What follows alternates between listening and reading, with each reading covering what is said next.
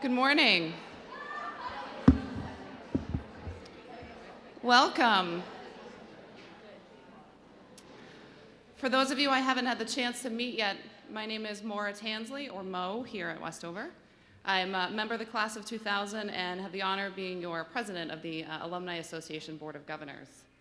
I can't think of a better way to start off my day than with chapel and then a room full of Westover women here. So thank you for coming this morning. We're very excited for you to be back on campus and for you to explore everything that Westover is today. We have some special people I want to recognize here. Joe Mulder, our former head of school, is here.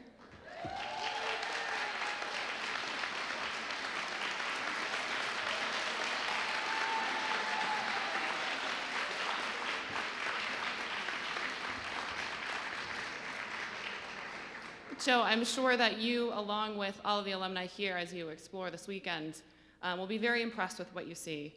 You'll have the opportunity to take a look at our brand new WISE space. You'll hear from students that are doing WISE projects. You'll be able to see our Alumni Board of Governors We Are Westover film and even participate in it. We invite you to. And you'll be able to take a look at Westover Connect, our online mentoring platform that we also invite you to join.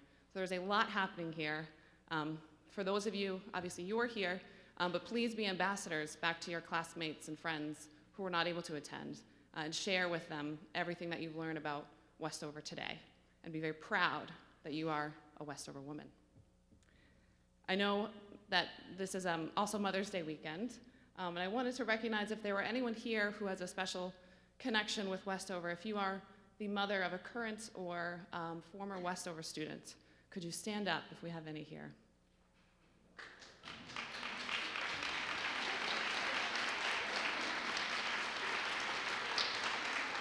And how about, are there any mothers of future Westover students?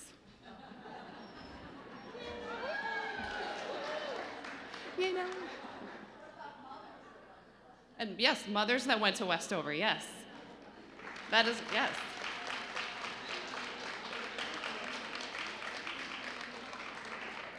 You are our greatest ambassadors for keeping the school filled with curious and smart women. We're very proud of all of the connections that we have through generations of women here, and we're always happy to see you back on campus. Want to recognize we have two retiring faculty and staff members. I will not ask them both to please stand. Lynn Kling has been a math teacher here for 20 years.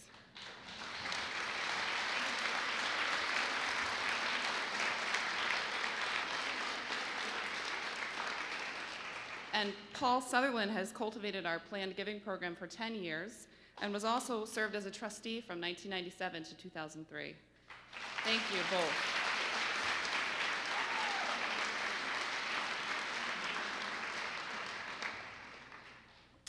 At this point, our formal annual meeting will begin, and our first item on that is the Westover Fund. Tuition does not cover all of the costs of a Westover education. And it's the Westover Fund that bridges that gap.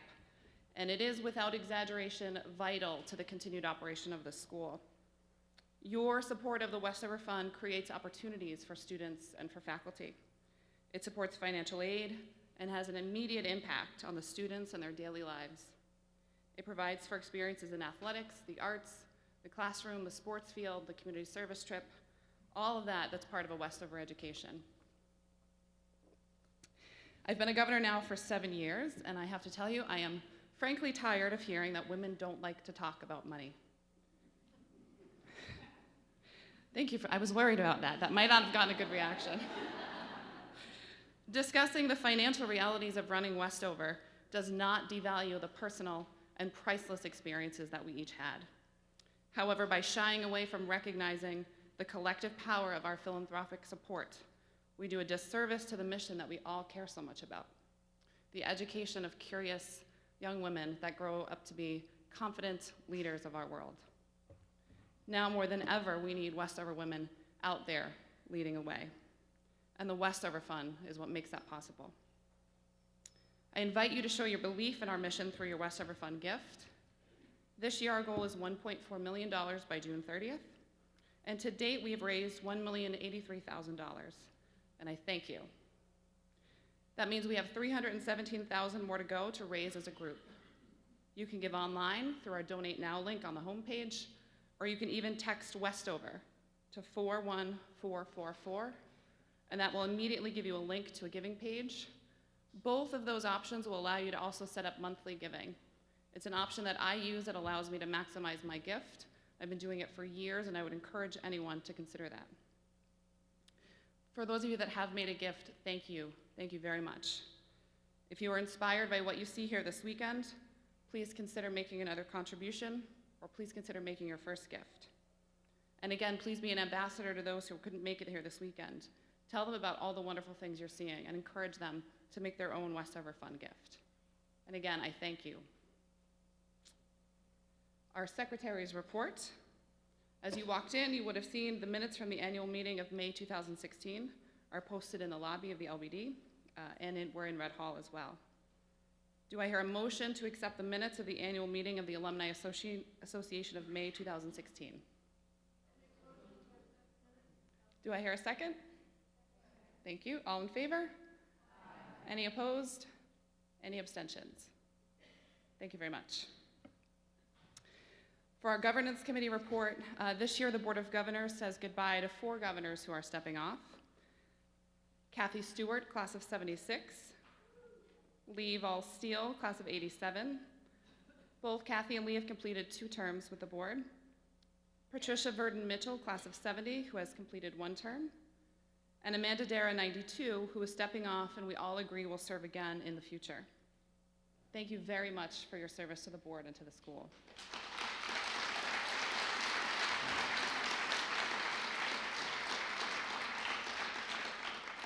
I am very excited about our nominees to serve as new members of the Board of Governors for an initial 3-year term ending in May 2020.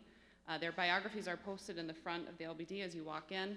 I'd encourage you to take a look and see some of the impressive women that we have in our network, and we're honored that they've agreed to join us to serve the school. They are Molly Walker Allen, class of '85, Heather Lundy McDonald, class of '85, Alicia Lytle Pierce, class of '94, and Patrice Peck, class of 2005. May I have a motion to elect these new governors? Any seconds? Any opposed? Any abstentions? Thank you. We're happy to welcome them to the board. One more item, the Board of Governors has also put forth the following changes to our bylaws, specifically that Article 5, Section 12, and this is posted as well for those that want to take a closer look. Well, I didn't realize. I expected the agenda up there, not. All right, Article 5, Section 12, life members will be amended to Article 5, Section 12, life and emeritus members. And specifically, the following subsection C shall be hereby added to the current bylaws. And that is that the Board of Governors, at its discretion, may choose to appoint a former governor as an emeritus member. Such appointments to Board of Governors shall require a majority vote of the voting members then constituting the Board of Governors. Governor Emeritus is an honorary designation bestowed in recognition of their dedication and volunteer service to the school. Emeritus members shall not attend meetings, shall not be voting members, and shall not be counted in determining the presence of a quorum. May I have a motion to amend the bylaws to create a Governor Emeritus position? Thank you. Any seconds? Any opposed?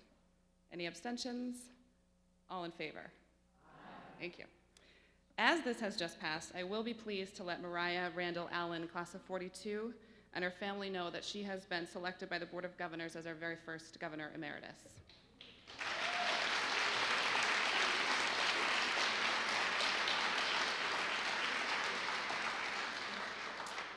With Mariah as Governor Emeritus, it is now my distinct pleasure to formally announce that Abby Mason Brown, class of '61, has been voted by the Board of Governors as a life governor.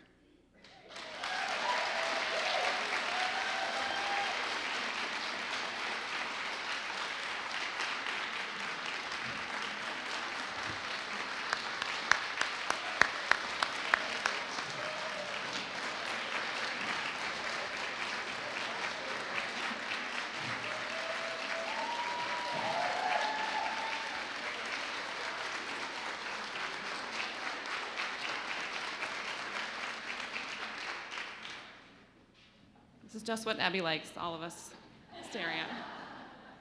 Abby has served the school both as a trustee and a governor and is a staunch supporter and ambassador for the school today. The students and the Alumni Association are both well served by her continued involvement in the board. Thank you and congratulations, Abby. With that, the annual meeting is adjourned. Thank you for your attention, and I am pleased to introduce our head of school, Julie Falstick.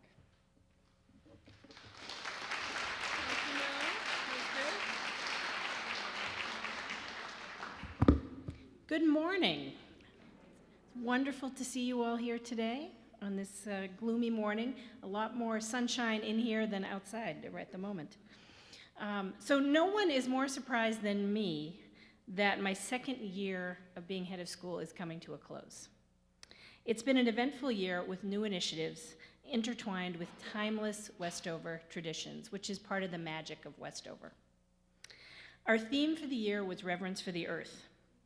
We started with Mountain Day in the fall, a school holiday that occurs every 4 years.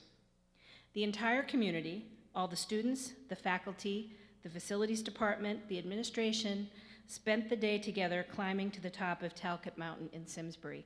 And I will tell you, I'm not a hiker, and the assistant head of school, Ben Hildebrand, who was one of the people who planned it and selected the hike, he kept saying to me, "Oh, it's nothing. It's just a walk." He was lying. But we all got there. That was also part of the magic, is we all got there, and we were different paths, but we all got to the top. Once we reached the summit, we paused to light a lantern in memory of Jim DeMace, our athletic trainer who had died suddenly a few days before. Afterwards, some Glee students broke out into Blessing, that classic Glee song we heard it last night. And as they broke out into that song and everybody fell into this beautiful moment of silence, these 3 bald eagles appeared and circled overhead. It was truly a transcendent community moment and it was a beautiful fall day, and it was an example how Westover finds resonance and beauty even in a time of difficulty. Other activities related to the theme year continued throughout the year, and just last week, we concluded with an all-school planting at our new community gardens in the old tennis courts. Now, if you walk over there to see it, I want to just, sort of control your expectations because we're just starting it. So it's a group of raised beds, and we have a lot further to go, but we think it can be a really amazing space as we keep working on it. Our athletic department has achieved personal and team bests this year. Junior Gabby Dunn became the first Westover athlete to achieve 1,000 career points in basketball. The swim team, without a pool on campus, I might add, won our conference championship and earned 24 top 10 times, doubling last year's statistic. Morgan Folt's class of 2020 won the 50-meter freestyle in the Division III New England Championships. I, along with Director of Alumni Relations, Nancy Pelaez, made an official trip to Asia this year to connect with our families overseas. It was a whirlwind trip, and we traveled to Seoul, Beijing, Shanghai, and Hanoi, and I just have to give a shout out to Nancy, who put up with me even when I was grouchy and we were having to run around airports changing planes. She's a wonderful and supportive travel companion. We had a wonderful time, and our students and families greatly appreciated the visit. And when we asked the girls what they enjoyed about attending Westover, we discovered that the love of Robert's muffins is a worldwide phenomenon. One of my favorite days of the year was the day the entire school went to see the movie Hidden Figures. This was the first ever field trip sponsored by the math department. And when they came up with this idea, and they wanted to bring all the kids at the school taking math, well, that was everybody. So we figured out a way to take everybody. And it was really fun. We had the theater to ourselves to see this award-winning movie with the girls, because you've never heard so many like, oh, and sniffling, and it was beautiful. We had a really nice time. 39 Glee members and the Handbell Ensemble ringers charmed audiences in Italy over spring break. And as chaperone Corky Bullion noted, they still found time in their busy schedules to seek out the best gelato in every town they stopped in.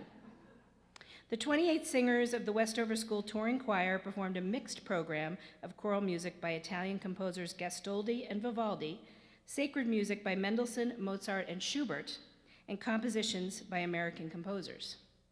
11 ringers performed several pieces for handbells. And I will say people were like bringing handbells on as carry-ons. Like this was a military operation to get everything over to Italy.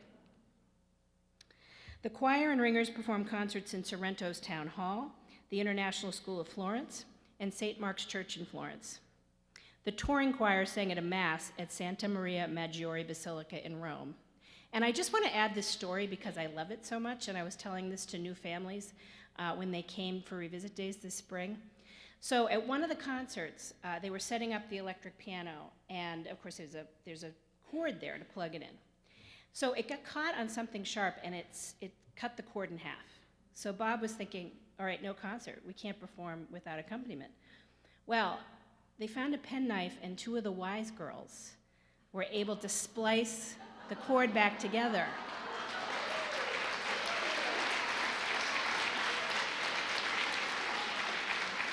So I think that points out how Westover girls can both be talented engineering students and talented musicians.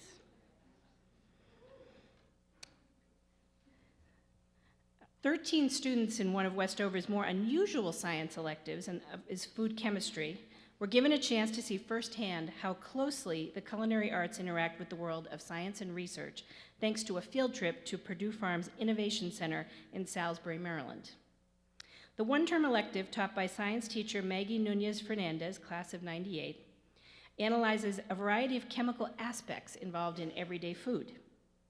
The students, accompanied by Maggie and Science Department Chair Jonna Dunbar, spent March 31st working with the staff of the Innovation Center.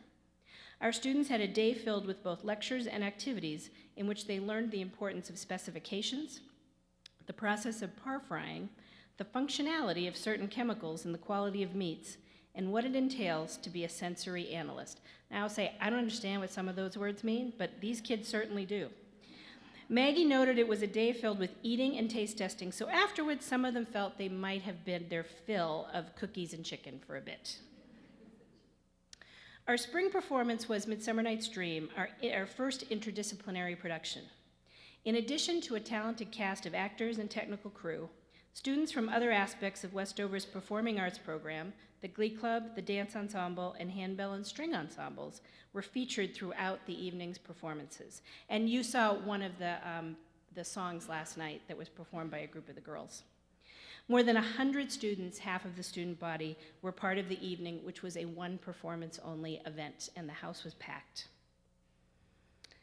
I hope you have a moment this weekend to stop by our News Wise Center, as Mo pointed out, now housed in our former student snack shop and facilities building. This fantastic space is home to a robotics lab and a state-of-the-art makerspace and classroom. It's furnished with some really neat features that our faculty and students can adapt the lab for various types of experiments and discussions. We open the building for classes with a ribbon cutting at the end of March. So be sure to stop by. It's a really cool space and we're really proud of it. The Wise Center is just the beginning of our multi-phase renovation project. I'm sure you've seen around campus we're beginning to prep spaces for work that will be completed this summer. And part of this included that we had to start moving the laundry out of the basement, so the girls are getting free laundry service for a month, and you can imagine that has been a big hit. So we will refresh the dining hall in North Corridor, the hallway closest to Whittemore Road, with carpeting, paint, light sconces, and air conditioning. We are renovating a new laundry room for students and dorm parents, and those are going up to the dorm, so they don't have to bring, one of the kids told me, I think it was like, 300 steps from the dorm down to the basement with their laundry, so they don't have to do that anymore. And lastly, we'll add an elevator and a restroom near the dining hall, and then we're gonna expand the restroom that's at the other end of Red Hall. So this will all be completed by the end of the summer. It is imperative that we refresh our spaces for today's students. This renovation project will not only retain Mary Hillard and Theodates Pope vision, but it will enhance the space for today's learner. However, this project is not possible without the support of our loyal alumni. Please enjoy this video, followed by a deeper description of the full project presented by our Chair of the Board of Trustees, Susan Clark, class of 1971. Thank you. Enjoy the video. It's great.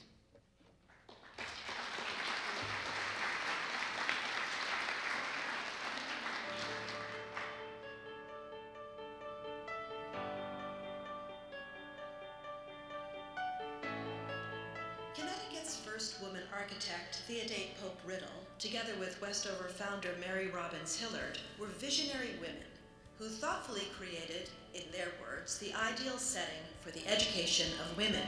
In doing so, they designed a campus that fosters an enduring sense of community and connection. When I walk through the front door here, the smells come back to you, the sounds, the creak in the floor, and you just feel automatically, this is where I belong, I have a sense of belonging here when I walk through that door. Over 100 years ago, Theodate and Mary combined elements of classic architecture with state-of-the-art technology to create what is still today a beautiful and unique campus. Since then, changes have been made, but always in keeping with that vision. Over the next few years, we will evolve the campus again, still staying true to the original vision, an ideal place and approach, classic and cutting edge. Since the first day I walked in, I feel like I belong here, and an overwhelming sense of belonging. I know all the teachers, I know all the students, everyone knows me. We live next to each other, we're neighbors. Right. So I think that's what makes Westover so community, because we're small enough that you can, but also big enough that you can find your place, but you still know everyone here.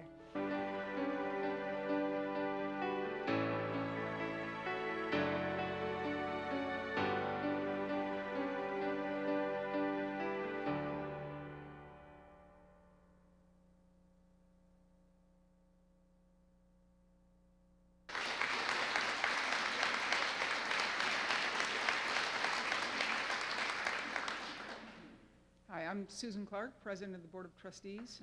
I'd like to give you a little bit of background about, to give you context. Sorry? Better? Better? Okay, sorry about that. To give you a little bit of context about, well, first of all, that clip and what Julie talked about in terms of the renovations. Starting maybe 7 years ago, somebody correct me if I've made that number up, the school did a facilities assessment and discovered that the main building itself needed something like, at that point, $10 million worth of, had $10 million worth of deferred maintenance, which is now about $15 million worth of deferred maintenance. Nothing too much was done about that except to say, oh, God. But not too much was done. We were in the middle of beginning the big Invest in Women campaign and raising more money for the endowment. And then the strategic planning process started, which took a couple of years. Every so often, all schools go through a very formal process of doing a strategic plan. I headed up that planning process, and one of the big discussions was about the size of the school. And there has always been discussion about, should we get a little bit bigger, because we would have more tuition revenue to cover costs. And that is if you will, a pivotal decision point. Getting bigger would have required some, possibly new dorms, a lot of changes to the campus. The decision was made after robust discussion that Westover is the right size, the way it is. I mean, sure, whether it's 200 or 208 or whatever, but roughly, we are a school of a little more than 200 girls. And the reason that decision was made was that we realized that the main building is critical to what Westover is. The fact that everybody can be in the same building, that all the girls live in the building, that the offices are in the building, the dining room's in the building, pretty much everything that goes on at Westover, beyond performing arts things like this or the sports facility, pretty much everything can happen and does happen in that main building. And that's what builds the sense of community that makes Westover so special.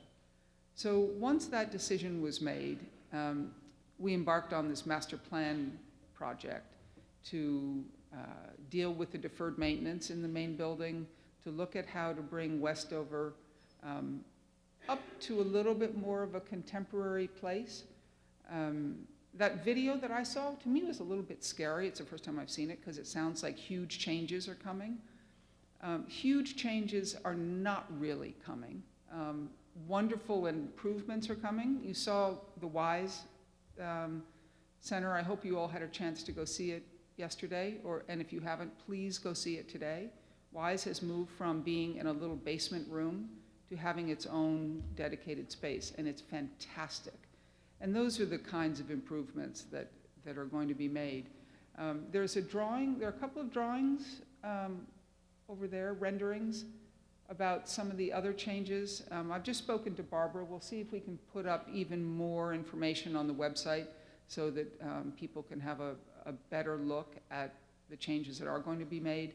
One of the major ones will be the building of a new student center on either side of the Sallyport with glass panes looking into the Sallyport. The outside will remain roughly the same, so you won't change the iconic image of the school, but there will be so much more light that will come in. So as you walk into the quad from the north side, from the main entrance, instead of seeing walls, pretty much, you'll see light, and that will be the new student center on either side of the quad. That's probably the biggest, most exciting thing. The other work that's going to be done is absolutely boring as can be. I mean, there's just, and therefore, by the way, getting to Mo's point about not talking about money, it's really hard to get people to, give money for a new boiler, or for, we did joke about the Belcher boiler with Sarah Wardell, but we are going to fix all that deferred maintenance. We are finally going to do the work that needs to be done to make sure that the main building will remain strong, standing. We're putting in air conditioning, redoing the heating, putting in new windows that are energy efficient, and you will no longer hear complaints about heat and cold and whatever. And the work is starting this summer. The first phase will happen this summer. The second phase and third phase will happen as we raise the money for it. We decided to borrow money, which we could do because of the strength of the endowment. We could borrow money at a very low rate, which we've done, and that's funding the first phase. The total project as it's currently designed, the first couple of phases, is about $32 million. The first phase, all that infrastructure work, is about $15 million. All that's boring, behind the walls stuff. And that's beginning this summer. And then Barbara and her team, I'm sure will be coming to speak to you at some point, if you don't go and speak to them first. But obviously you've all been great supporters of the school over the years, and I'm sure we can count on you in many ways in the future. So that's all, I think. Did I leave anything out? Great. Thank you very much.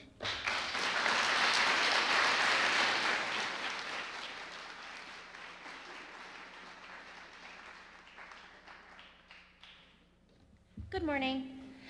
I'm here to present the 2017 Westover Fund Awards. Each year, we recognize the volunteers who've achieved outstanding fundraising success in raising dollars and participation in their classes. The Julia B. Curlin Award is presented to the fundraising volunteers of the reunion class that has achieved the most exceptional results in support of the Westover Fund. This year's volunteers are from the class of 1957, Dory Milner-Pease, and Elaine Gerdau.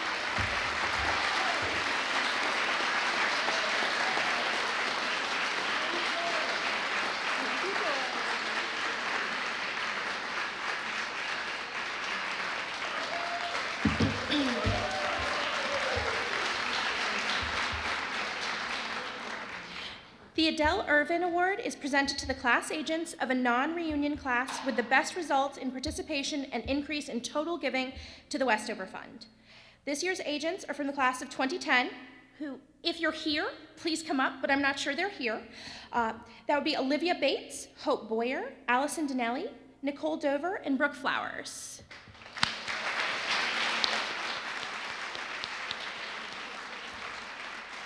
All right. The Alumni Board of Governors Award is presented to the class from the most recent 15 years with the highest percentage participation in the Westover Fund. This year's winner is the class of 2002. The agents for this class are Lindsay Clark, Mackenzie Hurtado, and Ashley Callis Mariano.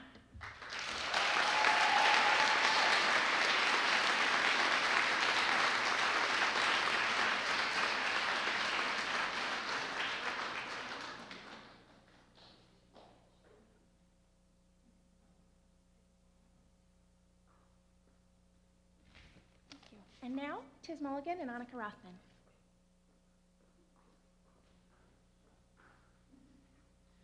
Good morning. My name is Tiz Mulligan, and I'm the current Director of Athletics. And this is my 15th year, so I'm still new. I'm delighted to be here today to present 4 deserving women as our 2017 inductees into the Westover School Athletic Hall of Fame. The 4 women being presented today represent a broad span of athletic achievements and athletic opportunities. We should all be very proud to recognize our inductees who have had impressive triumphs on many different levels and who have formed the foundation of Westover student athletes are able to experience today. It is vital that Westover continues to provide a strong athletic program to prepare Westover girls to compete in the world they will face in the future, to learn the skills on our fields and courts that they are unable to learn in the classroom. 2 inductees did not have these same opportunities, but made the most of their Westover athletic experience and then shaped the lives of others through their continued dedication and participation in sports. It's vitally important that these athletic pioneers be recognized. As a reminder, Title IX celebrated its 45th anniversary this year. And just before Title IX was enacted, only 1 in 27 girls played high school sports. Our first 2 inductees were well ahead of their time. Our first honoree, Elizabeth Moulton Ritchie, class of 1952, affectionately known for her dimples and answering to the name of Wibby, spent 3 years at Westover. During her tenure, she made her mark on the athletic program. She was a constant presence on the fields and court as a signature athlete in ice hockey, basketball, field hockey, and baseball. Wibby enrolled in 1950 as a sophomore and earned her place on the Over field hockey team, was the ice hockey goalie, contributed to basketball, played left field for the baseball team, earning of 12 points at the calling out of teams. In '51, there were only 5 teams offered during the school year. Wibby found herself on 4 of them. She moved to shortstop in baseball, played as a forward in basketball, was center halfback for field hockey, and as a junior earned a spot on the all-Westover field hockey team. She served as captain of the Over ice hockey team and was elected as the assistant manager of the Overs. Wibby earned 14 points playing for her Spirit team as a junior. Wibby continued to shine as a senior, solidifying herself in Westover history. Again, she was a standout in 4 sports, playing on all of the senior teams. She found herself on the Westover field hockey team for the 2nd straight year, and she added to her resume president of the Athletic Association, and at the calling out of members of the team, she was highlighted as garnering a total of 40 points for her years at Westover. After Westover, she attended Vassar and was honored to be asked to play for the field hockey team, but since the team didn't actually play against other colleges, she focused her interests elsewhere. Her career path took her to work in television production, working for such shows as Captain Kangaroo and the Electric Company, and she dedicated herself to education, serving on her local board of education. After Wibby's passing in 2005, her dear friend Cynthia Crowley honored her commitment to children, education, and sports by establishing the Elizabeth Moulton Ritchie 52 Prize, formerly known as the Senior Athletic Award, which is awarded at Orchard to the outstanding Westover senior athlete or athletes. The award was first presented in 2006. Cynthia graciously shared this about Wibby. Wibby enriched a lot of people's lives, and now she has a permanent place at Westover to honor her. Being in the limelight was never Wibby's choice, but at some time in one's life, the good works and kindness one has sustained over a lifetime ought to be recognized. It is therefore fitting that we also add Wibby's name to our Hall of Fame. In a wonderful example of connectedness, we are thankful for classmate Kitty Benedict for notifying Wibby's sisters, Jane Kellogg and Linda Dormand, of her induction today. We are pleased to present this honor to Wibby's sisters.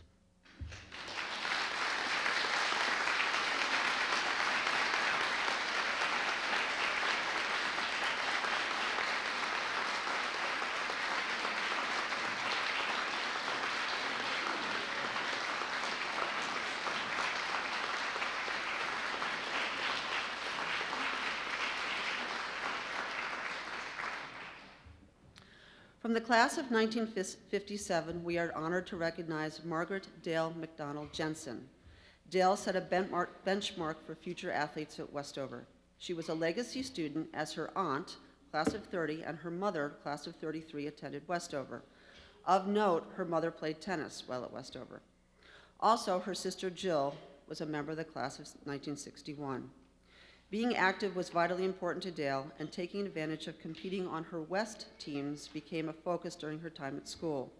This passion remained strong during her time at Westover, and it was noted in her yearbook that her suppressed ambition was to win the Women's Open.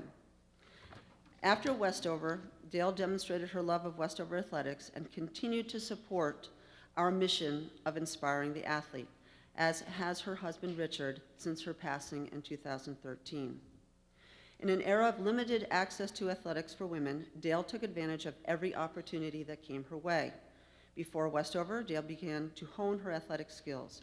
According to her best friend from the 3rd grade on, Laura Evans Ritter, class of 1957, the two would ski every weekend when there was snow in Duluth. This passion for skiing continued at Westover and was remembered by her classmates. It was noted that she could be seen dangling her skis from the Bromley tow line. Her love of golf was also apparent even at her young age. Laura had this to say about her friend: she loved her sports and really excelled at them. Dale participated in 5 different sports during her 3 years on campus. Representing the Wests, she played ice hockey, basketball, and softball in '55, and as a sophomore was selected to serve as captain of West Ice Hockey. In '55 as well, her West basketball team were the champions with a 32-23 win in the final game. In her junior year, she added field hockey and tennis to her repertoire.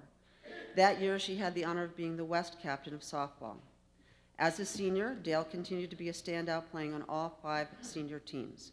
Dale was elected 3rd head of Athletic Association and served as a secretary-treasurer during her senior year. She was also involved in the photography club and was in the nativity play. Dale continued to stay very active throughout her life. She competed in tennis and golf and shared her skills and love of the game with her children, Scott and Wendy. Scott had this to say about his mother: Dale played a mean game of golf. She always played by the rules and imparted that on me. I remember how easy it was for her to kick my in anything athletic, and how she made it seem so natural. It sure was the teaching philosophy of zone of proximal development, just above my ability to keep me reaching. Finally, I got old enough to keep up. Sharing that is all good about sports was important to Dale, as she lived the ideals that have come to identify Westover athletes. Both Scott and Wendy learned to love sports because she taught them to have fun while participating. Apparently, her grands continue to carry on her ability and tradition. What a better legacy can one have? Congratulations to Dale's family on the occasion of her induction into Westover Schools Athletic Hall of Fame.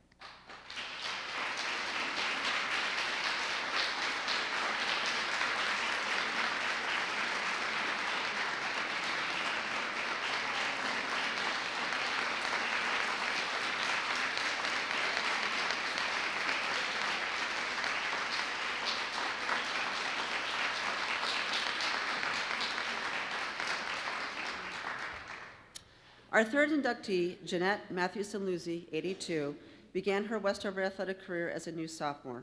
She immediately let her presence be known, a force to be reckoned with on the field. Jeanette was a major contributor to the athletic program. At Westover, she continued with the sport she loved most, soccer, immediately earning a spot on the varsity squad. In addition, she played varsity paddle tennis, and after learning lacrosse from her brothers, she was a welcome addition to the varsity lacrosse program. However, she apparently was requested to play more like a girl. She remained on the varsity squads for 3 years and was elected soccer captain her senior year. Jeanette was named to the Connecticut All-Star soccer team in both her junior and senior years.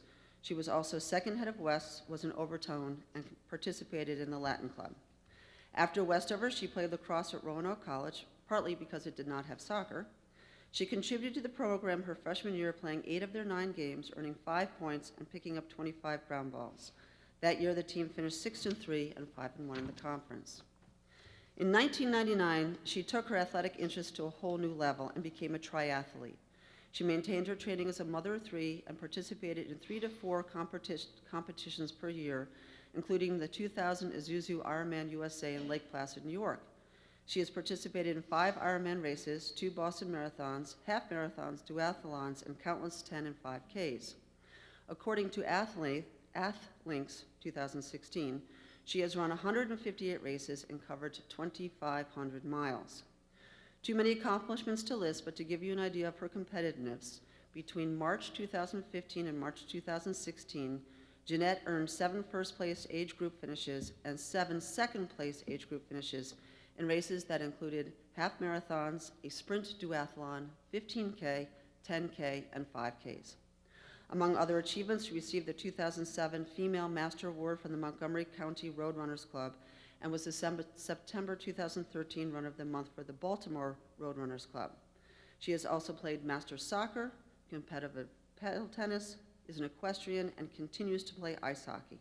She has been a proponent for helmet safety for skating and biking. Having coached her children's soccer team, she found promoting soccer for girls was a priority. In May of 2007, she and her 12-year-old daughter Tyler were pictured on the cover of Washington Parent, highlighting an article entitled Mother-Daughter Bonding Through Sports. Jeanette's advice for all mothers: share in your daughter's passion for whatever sport activity she enjoys. Encourage her, get involved, and whatever possible, play her game. A Westover alum with great advice. Today, she is an owner of Assisted Living Well Compassionate Care. Thank you, Jeanette, for being an inspiration to past and future Westover students, and congratulations as our 2017 Hall of Fame inductee.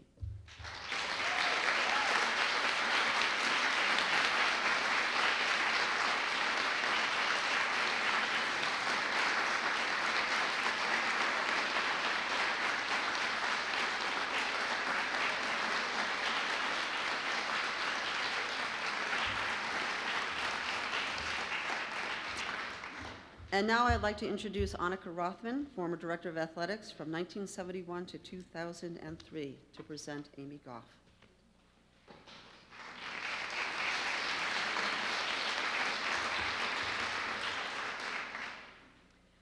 Amy Goff. Amy Goff made her mark at Westover in a variety of ways. She played volleyball, soccer, and softball for all 4 years. An excellent example of an athlete who developed her talent over time. Amy began her career at Westover, contributing to 2 junior varsity programs before moving to the varsity squads. Amy played 2 years of JV soccer, serving as captain her sophomore year and 1 year of JV volleyball. She completed her experience in volleyball for 3 years and soccer for 2 years at the varsity level.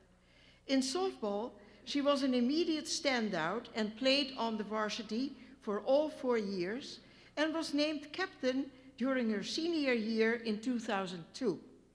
In 2001, she was awarded the Carol Heath Softball Award, which is given to the softball player who has shown dedication, commitment, and passion for the sport. In 2001, Amy also was the recipient of the Sportsmanship Award, which is given to an athlete who, through her participation, spirit, and teamwork, has contributed the most to the promotion of good sportsmanship in the field of athletics during the year. While at Westover, she also took part in the cooking club, peer support, and chanterelle. Amy attended Harvard University, where she again excelled in athletics. She switched her focus to rugby and found a new love. She played JV volleyball and JV softball as a freshman, but she found, quote, that these terms lacked the sense of camaraderie and team spirit that I loved in high school, unquote. So, during her sophomore year, she joined Harvard's Radcliffe Rugby Football Club and, quote unquote, was hooked. The team had a storied past as they were collegiate national champions in 1998. With Amy on the squad, the team qualified for nationals in 2 of her seasons. In the spring of 2005, the team finished with a number 15 ranking in the nation. In the fall of 2005, the team finished undefeated, and after the Northeast playoffs, they found themselves in second place, Division I in the Northeast Rugby Union, and earned a seat in the round of 16 tournament in April 2006. The team also brought home the Ivy League Championship trophy in April 2006 for the first time since 1999. This campaign included an exciting 24-15 win over Brown, sealed by a last-minute try score by Amy. Amy was named to the All-Ivy team for her contributions. Amy was named one of the top 66 players in the country, being named to the 2005-2006 USA Rugby Collegiate All-American second team, one of only 10 individuals to represent the Northeast. This was quite a feat, considering that in 2005-06, nearly 10,000 women played college rugby. The growth in collegiate rugby, quote, the growth in collegiate rugby, its competitiveness, and excellent quality of play continue to amaze us, thus making the committee's decision process long and difficult, unquote, said Ellen Ozur, the 2006 Women's Collegiate All-American Committee Chair. Amy also was elected by her teammates and served as forwards captain during her senior year. Now, Amy has something to add to this, and I quote, "To bring it full circle, in Santa Barbara, Amy plays every week on a city league softball team made up of ER doctors and nurses from her hospital. She still uses the same softball glove she played with for 4 years at Westover. It's such a joyful way," she says, "to connect with people and with the community. And one thing she knows for sure, she wouldn't still be playing softball for fun 15 years later if she hadn't had such a wonderful athletic experience in high school. Supportive coaches, amazing teammates. And for that, she is very grateful." So, congratulations, Amy. Amy is currently a doctor of general surgery working in Santa Barbara, California. Amy, congratulations for being recognized.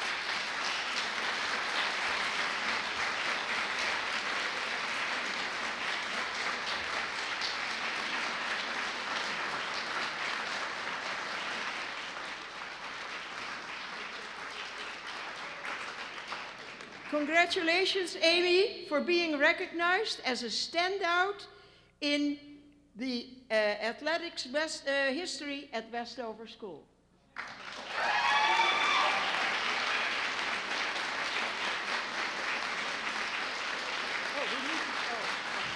That's all right.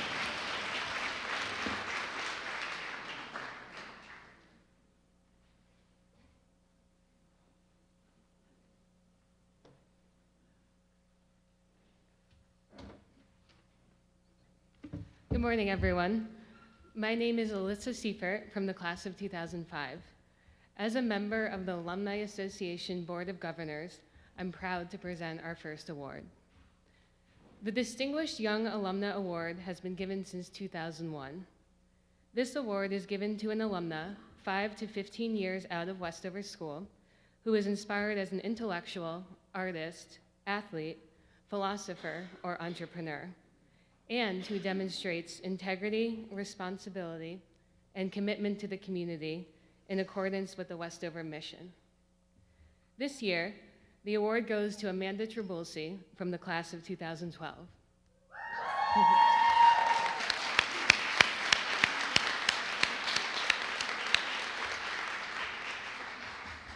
In Amanda's 5 short years since graduating Westover, She is already living our mission to make a positive difference in the world. She graduated cum laude from Wellesley College with a major in Russian area studies and a minor in Middle Eastern studies.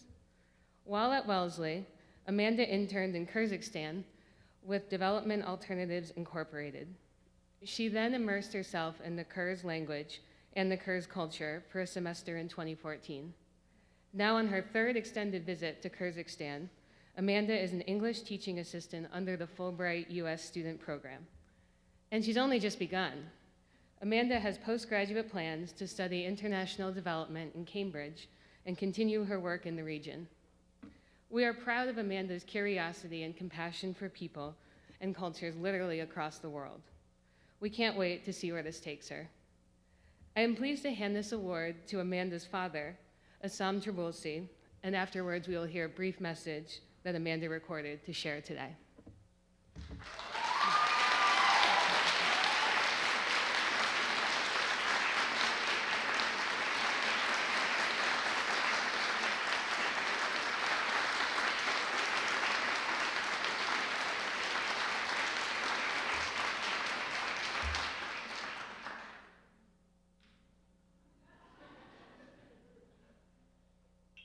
Hi Westover, I hope you've all been enjoying this year's reunion weekend. I'm very disappointed to be missing my first reunion with my fellow classmates, and I apologize for not being able to attend this event. I miss you all so much and encourage you to post pictures from this weekend on Facebook so that I can live vicariously through you. As a student at Westover, I remember thinking how lively reunions seemed and was surprised that even after years of not having seen each other, the bonds between classmates remained strong and vibrant. I would also never have expected at the time that I would be living in the former Soviet Republic of Kyrgyzstan during my 5th year reunion. My time living abroad in this country has been a challenging yet extraordinary experience, and I genuinely believe that Westover's education is the reason for my having followed this unexpected yet remarkable path. I am deeply humbled and honored to be receiving the Distinguished Young Alumna Award, especially given the phenomenal accomplishments of our alumni. I would not be in this position, of course, without the love and support that my friends, family, and teachers at Westover have provided me over the years. My respect for Westover's education and faith in its close-knit community have only strengthened since graduation. In fact, I even find myself feeding Westover's mission statement as propaganda to my English language students here in Kyrgyzstan. I've tried to create an environment that inspires the intellectual, the artist, and philosopher in each of my students across classes. Notice how I exclude athlete. Yet these aren't the only students I've been passing on these ideals to. As some of you may know already, I have been assisting a local musician in constructing and establishing a music school for girls in a remote village called Kigiti in Kyrgyzstan for the past year. While doing so, I've been trying to foster a community like that of Westover among this young group of musicians by instilling in them a sense of pride and female empowerment. Their passion for the arts has been emotionally uplifting for me and has brought back memories of my time as a Westover student. One piece of advice that I would like to offer current Westover students is to pursue doing what you actually enjoy, regardless of whether you think it would help you find a job more easily in the future. I'm a true proponent of passion being the key to success. In fact, when I first applied to Wellesley College, I thought I would major in economics or political science, something practical, but then I ended up studying something completely out of the ordinary called Russian area studies, simply because I found it fascinating. My parents and I were concerned about my finding employment after graduation, but I believe it all worked out because of my passion for the field. There can only be so many unhappy economists after all. To wrap up, I would like to congratulate all the other awardees and my fellow classmates who have all achieved so much in the past 5 years. Thanks to Instagram and Facebook, I know exactly what you've all been up to. So don't forget, although I may be far, I'm always with you in spirit and supporting you. Thank you again for this great honor, and I hope you all enjoy this special weekend with each other.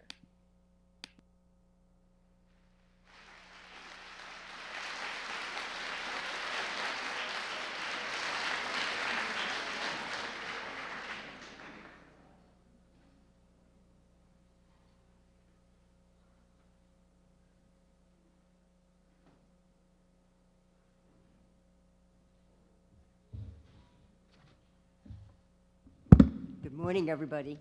I'm Sue Tracy Addis, class of 1947, and I have the real pleasure of presenting the Mariah Randall Allen 42 Volunteer Service to Westover Award to Joan Gerster, class of 1972. Not yet. Joni embodies the concept of volunteering in service to Westover, and then some. She was a member of the Board of Governors from 2010 to 2013, serving as secretary. During her tenure, she also served on the Alumni Recognition Committee, the Network Committee, and the Governance Committee. Over the years since her graduation, she has responded to all calls to fill a void, acting as class secretary, class agent, often on since 1998, and reunion chairman, including for her 40th in 2012 and her 45th this year. Is anybody getting tired yet? She has been a loyal donor since the 80s and is characterized by a fellow board member as being passionate about Westover. Whether her Westover education led her to get a master's in education from Harvard and become a middle school teacher and athletic coach or not, it would seem that being a middle school teacher has enriched her service to Westover, as she is always thinking about possible girls for admission to the school. Joni has said that, and I quote, "Westover graduates know what it takes to live physically and emotionally in a community, and that they bring a lot to the table." Joni has certainly brought a lot to our table over the years, and I am honored to bestow on her the Mariah Randall Allen 42 Volunteer Service to Westover Award. Joni, would you come up?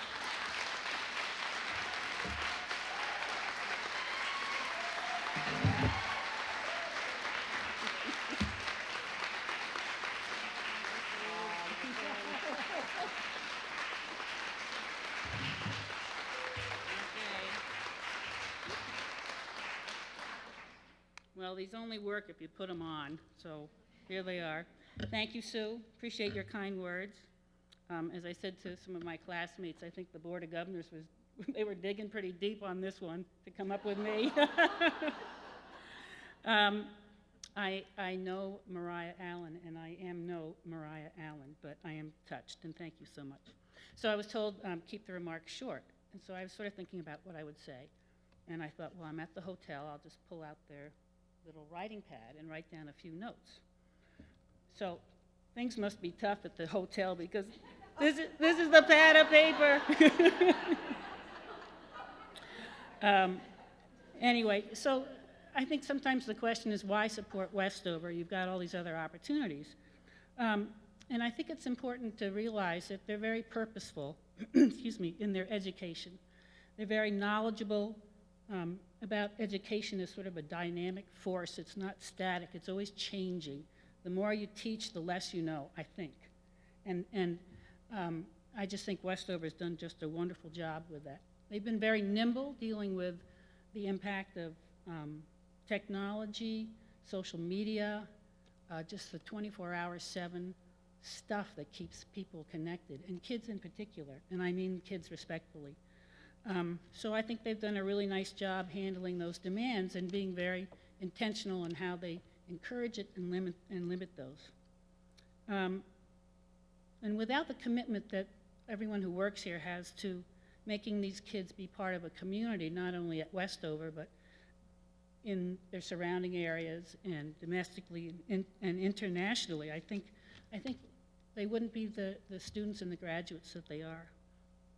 If you look at the Post-it notes from the class of 2017, a recurring theme is one of voice.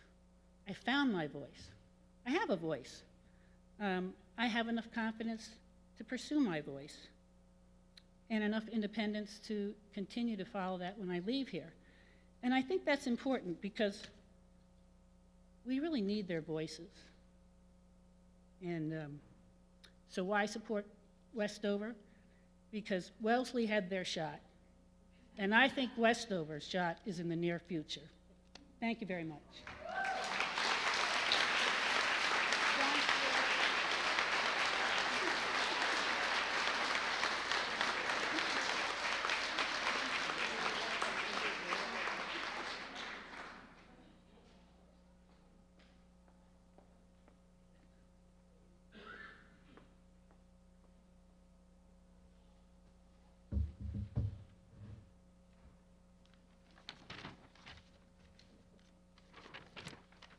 Hello, everyone. I'm Mary Helen Black, class of 1984, and as the chair of the awards committee, it's my pleasure to present Westover's highest award, the Westover Award, to Mari Hill Harper from the class of 1967.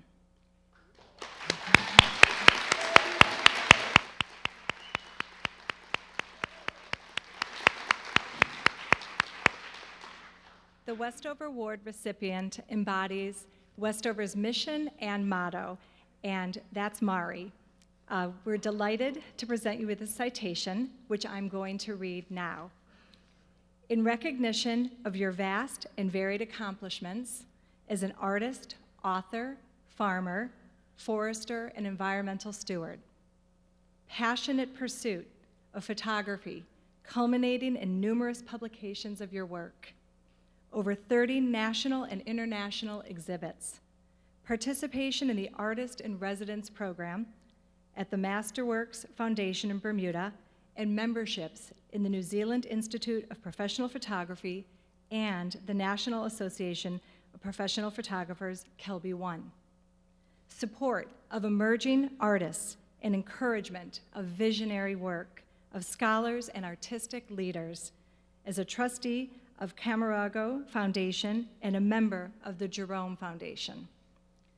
Dedication to the environment and sustainability as a director of the World Forestry Center and through your work with McGill University, the Atlantic Salmon Federation, the Quebec government, and the Ocean Tracking Network to establish a protocol for creating a biological inventory collected from studying the Atlantic salmon's movements, habitat, and survival. Devotion to nature and agriculture through the rebuilding and management of your family's fishing camp and the forestry, farming, and land management and development efforts of the Harper Companies. Contributions as an author of Sea Winter Salmon, Chronicles of the St. John River, and a member of the New Zealand Society of Authors, Quebec Heritage News, PEN Canada Incorporated, and the Quebec Writers Federation. We applaud your creativity, passion, and business achievements as an inspiration to all women. We honor you for exemplifying the Westover motto, Cogitari Agri Esse. Thank you, Mari.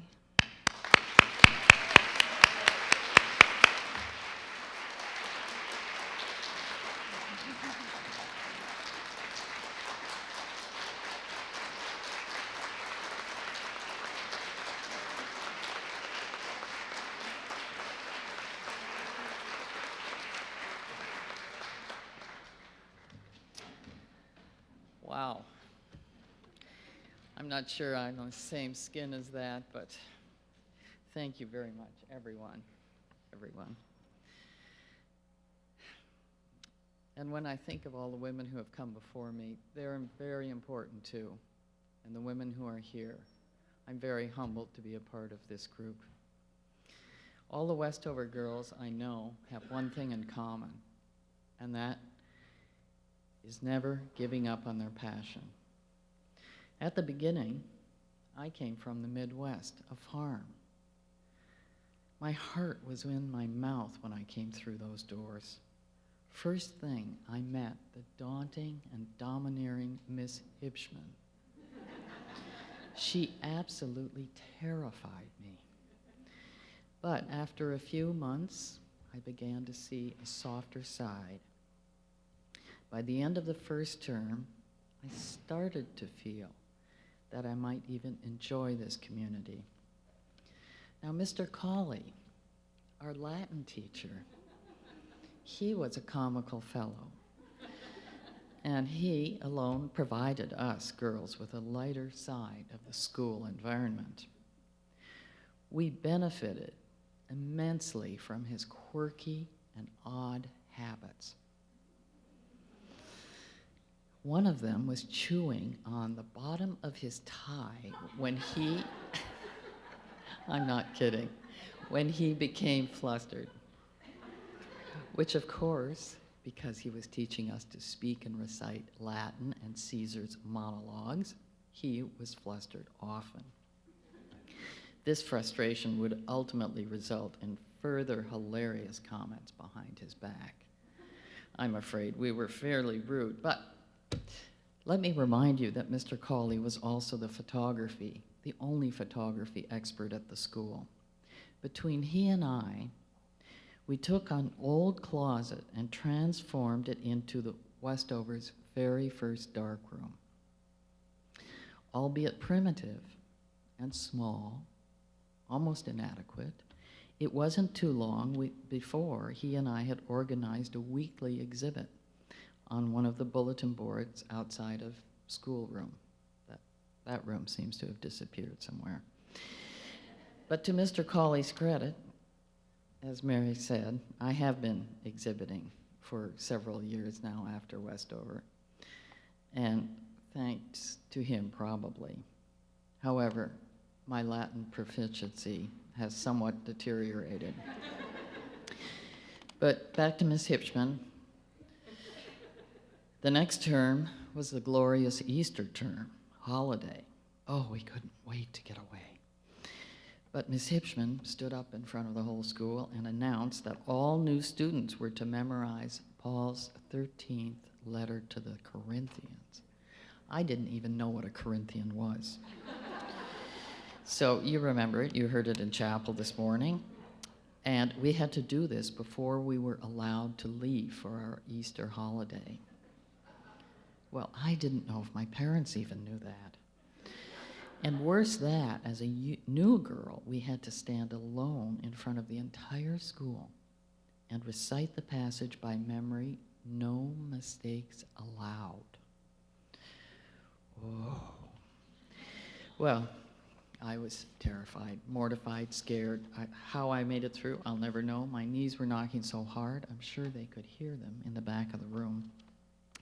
But that's how I began my Westover experience. From then on, Westover continued to foster and encourage all kinds of opportunities for me. My own life's journey, as Mary so beautifully and eloquently discussed, was growing into a passion for art, a passion for writing, and a passion for business adventures. During periods of challenge and change, we as Westover girls owe it to ourselves not to retreat from our dreams or our unique cultural heritages. In the late 60s, we were taught to hang in there and to survive, and together we did that. Today, I continue to recognize and salute my classmates and their courage and amazing strength through those years, at Westover. And it's remarkable to me that most of our class has survived. Today here at Westover, my spirit is renewed. It is a joy to be part of the Westover fabric and be honored with this award. I want to thank Westover, of course, for all it does for all women and all it has done for me. Now I know in part, then I shall know fully, even as I am fully known. Thank you.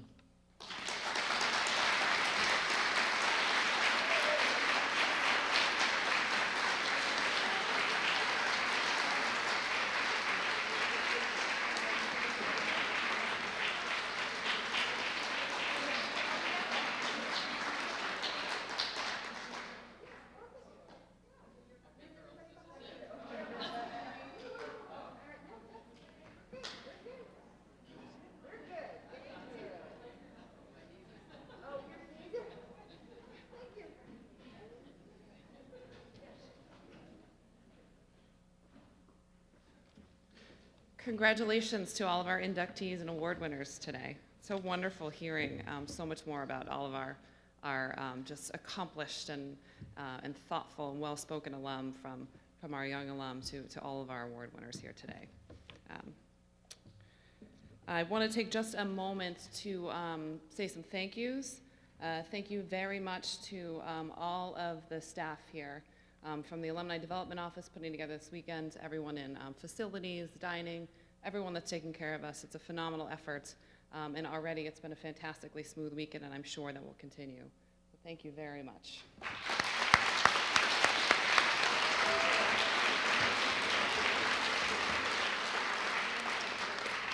Also, thank you to Nellie Nope and Aaron Hussein, our reunion chairs.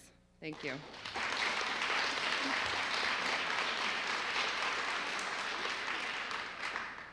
After this, we'll have lunch. Unfortunately, we will be inside, but it will still be fantastic in the Fuller Athletic Center.